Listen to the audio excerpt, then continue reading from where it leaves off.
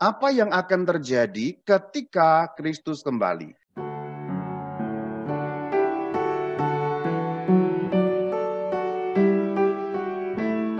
Yang akan terjadi pada kedatangan Kristus yang kedua itu 3 hal, 1 peristiwa.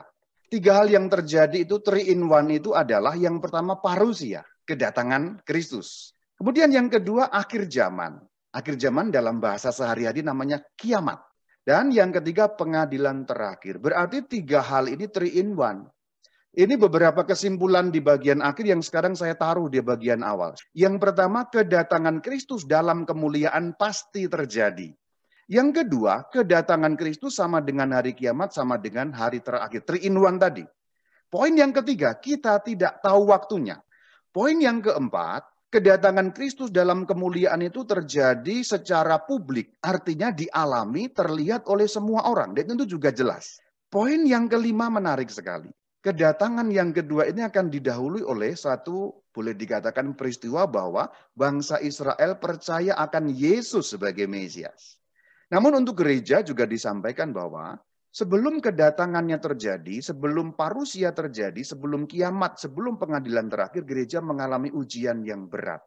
Apostasi besar-besaran. Apostasi itu kemurtadan besar-besaran. Banyak orang yang murtad. Yang terakhir, kita perlu berjaga-jaga, bukan sibuk tanda petik ngitung. Karena ada sekte-sekte miring yang sibuknya malah ngitung. Ngitung kapan terjadi, meramalkan ini, sampai berpendapat mengenai teknisnya bagaimana akan terjadinya kedatangan Kristus itu. Tapi gereja Katolik mengatakan jangan sibuk ngitung hari, tanggalnya, tahunnya, dan sebagainya. Sampai pada rinciannya, teknisnya akan seperti apa. Tetapi yang paling perlu berjaga-jaga. Karena apa? Karena nomor 3, kita tidak tahu waktunya. Iman mengenai kedatangan Kristus yang kedua ini sangat diyakini dan memang juga disampaikan langsung oleh junjungan kita, Baginda Yesus. Ada di dalam Matius 25 ayat 31 dan seterusnya. Matius 24 ayat 30 juga bicara seperti itu. Lukas 17 ayat 30. Ini menegaskan sekali lagi. Yohanes 6 ayat 40. Ini bicara mengenai akhir zaman. Kemudian Kisah Rasul 10 ayat 42. Menyoroti sisi pengadilan. Ini juga masih tentang menghakimi. Praksis Apostolon 17 ayat 31. Roma 2 ayat 16. Ada banyak ayat mengenai ini masih belum selesai. 2 Tesalonika 2 ayat 8. 1 Timotius 6 ayat 14. Ini juga penghakiman ditegaskan lagi dalam 2 Timotius 4 ayat 1. Yakobus 5 ayat 7. Ayat-ayatnya banyak sekali. Bahwa benar Yesus Kristus akan datang kembali. Parusia, the second coming. Setelah kita bicara mengenai landasan Alkitabiah, bahwa itu memang betul dinyatakan dalam firman Tuhan, sekarang kita bicara mengenai ajaran gereja. 681. Kristus akan datang dalam kemuliaannya. Nah ini disebut 3 in 1 kan? Pengadilan, kiamat, datang dalam kemuliaan. KGK 668, kenaikan Kristus ke surga berarti bahwa ia sekarang dalam kodrat manusiawinya ikut serta dalam kekuasaan dan wewenang Allah. Karena beliau mempunyai segala kuasa di surga dan di bumi.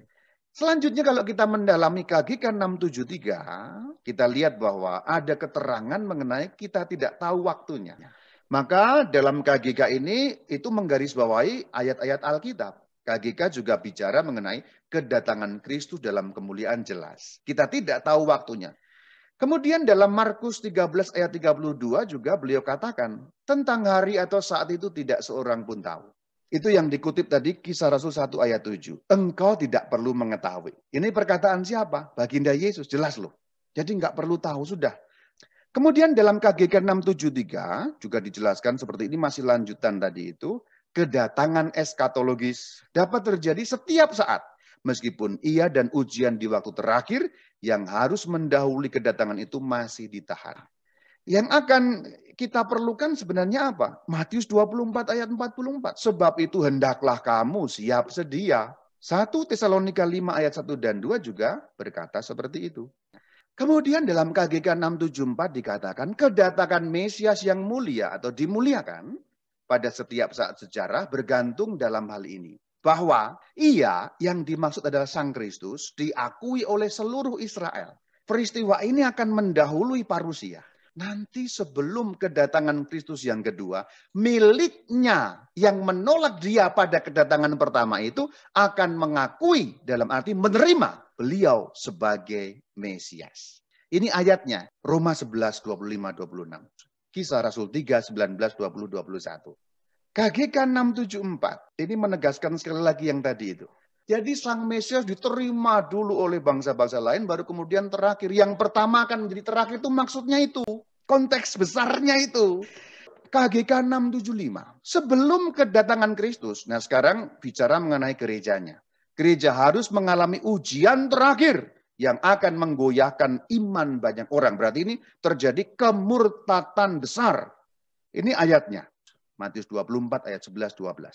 Lukas 18 ayat 8. Kemudian dalam KGK 675 dikatakan, kebohongan religius yang paling buruk datang dari antikristus. Artinya dari mesianisme palsu. 1 Yohanes 2 ayat 18. Seorang antikristus akan datang. Seorang kan. Tapi kemudian dikatakan sekarang telah banyak. Berarti ada dua kategori. KGK 677. KGK 677 mendasarkan diri pada 2 Petrus 3 ayat 12-13. Berarti dunia ini akan lenyap. Tapi bukan berarti lenyap hilang, tetapi akan digantikan langit dan bumi yang baru. Apakah bentuknya seperti ini kita, Romo? Kita tidak tahu persis. Apakah punya ruang dan waktu, Romo? Kita tidak tahu persis. Kalaupun ada ruang dan waktu, pasti beda dengan ruang waktu duniawi sekarang. Kalau masih mau, saya bisa menjelaskan ajaran sekte-sekte miring. Yang pertama ini, milenarisme atau milenarianisme.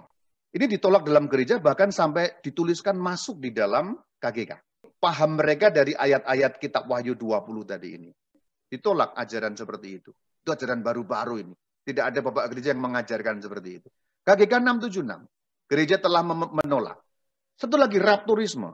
Bagi penganut rapturisme, ini semua sifatnya rahasia. Jadi maksudnya, sebelum kedatangan yang kedua tadi itu, Tuhan datang ke angkasa, tapi yang hanya tahu ya mereka yang diangkat ini saja. Tapi jelas kalau kita membuka Injil Matius tadi sudah kita jelaskan, semua mata melihat, semua bangsa melihat. Berarti ini batal dengan sendirinya pendapat yang ini.